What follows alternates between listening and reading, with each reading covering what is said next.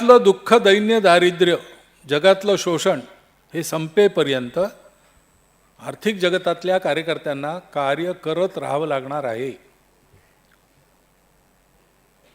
संघाच्या स्थापनेच्या 5 वर्षपूर्वी 1920 मध्ये नागपूरला काँग्रेसचं अधिवेशन झालं. महात्मा गांधी अध्यक्ष होते.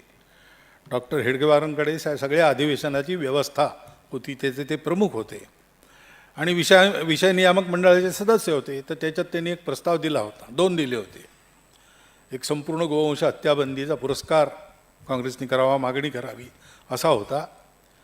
आणि दुसरा प्रस्ताव असा होता की भारताचं संपूर्ण स्वातंत्र्य हे आपलं ध्येय आहे असं काँग्रेसने घोषित केलं पाहिजे. आणि हेही घोषित केलं पाहिजे की स्वतंत्र भारत सर्व जगाला पुंजीच्या सापळ्यातून मुक्त करेल. पुंजीचा सापळा म्हणजे पैसा. पैसा एक व्यवस्था आहे, ती आवश्यक आहे, पण तशी ती कृत्रिम आहे ना. पैसा खाऊन पोट भरत नाही, त्याला भातपोळीच खावी लागते.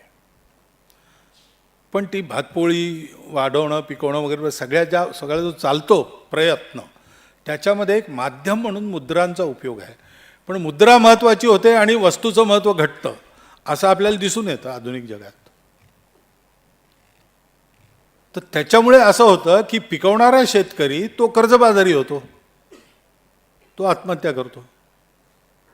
हे कसं काय? तो आपल्याकरता पिकवतो, म्हणजे स्वतःकरता नाही पिकवत, आपल्या सगळ्यांना त्याचा लाभ मिळतो.